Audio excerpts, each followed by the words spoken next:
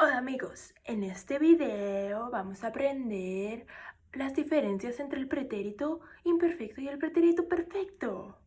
I'm just kidding, I'm just too bored. Okay, so differences following with the previous video. Differences between pretérito perfecto and pretérito imperfecto. Okay, so sorry for the mess. I'm just to the whiteboard and I can't clean it up, so I just have, it's pretty messy. Okay, so let's start with the pretérito perfecto, because that's something that you already are familiar with, because we did that when we were together in class. So, what are the uses of the pretérito perfecto? They express actions viewed by a speaker as completed. Okay, so, at least in my region and like how I speak, I don't use this. I use the pretérito perfecto compuesto, which is another tense that we haven't done yet. But well, since the book says that this is a use, we're going to use it because this is something that's gonna appear on the activities in the book. So for example,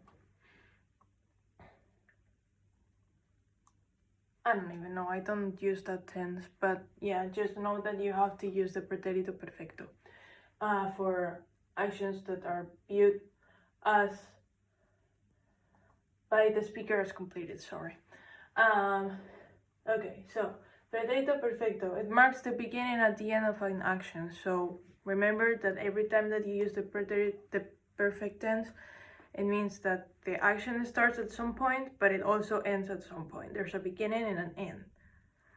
Whereas if you use imperfect, it's just like a general thing that you used to do in the past. Like it doesn't need to have a beginning and an end. It's like more in general, like in the air. And then the final use is to narrate a series of actions or events. So like for example, if you're telling a story, like if you're writing a piece of like a narrative or something, you would be using the pretérito perfecto, sorry. Okay, so those are the three uses with the pretérito perfecto. Then we have the imperfecto. So, as I mentioned, the pretérito imperfecto describes an ongoing action in the past. So something that happened in time, but there's no reference to it. Like we don't know when it started and we don't know when it ended. Then it also serves to talk about things that happened in the past, like things we used to do all the time in the past. Like, I don't know, cuando era pequeña, jugaba en el parque, corría con mis amigos y hacía los deberes en mi habitación. I don't know. So yeah, that would be something that you used to do all the time. Like, I don't know, nadaba en la piscina en el equipo de natación. Whatever. And then, physical. So we have physical, emotional states and characteristics. So pretty much, if you're describing something, you use the pretérito imperfecto. Every time that you are doing a description, just use that tense. So every time you're using like adjectives, pretérito imperfecto. Pretty simple, although I know it can be confusing. So hopefully after you do exercises, it would be better. Okay, so finally, one thing is that both tenses can appear together in the same sentence.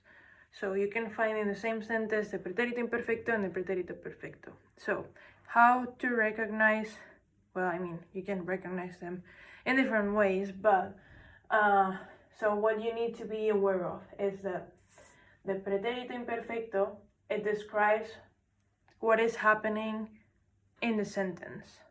And then the perfect tense describes the action that interrupted the activity. So for example, I don't know if you can see it, but I will upload these notes afterwards to Vivian as well, don't worry, because I know that probably is not really clear. So, the example is here. Bebía un vaso de agua cuando me atraganté.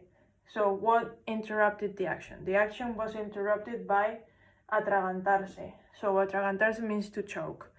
So, basically, I was drinking a glass of water when I choked. So, cuando me atraganté, interrupt the action of drinking water. So, that's why we're using the perfect tense, atraganté, and then we're using bebía with imperfect.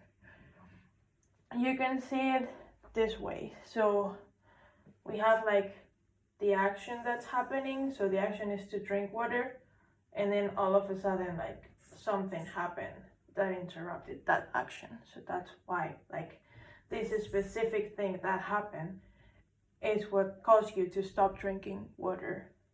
So that's why you use the perfect tense to express that you choked, and then you use the imperfect tense with like the whole action. Oh, okay. Well, I hope that's clear. Otherwise, I'm sorry. I'm trying my best. But yeah, try to do some exercises, and if it doesn't help, let me know, and we will figure it out all together. Stay tuned for another video on the following grammar point. All right, see you in a bit.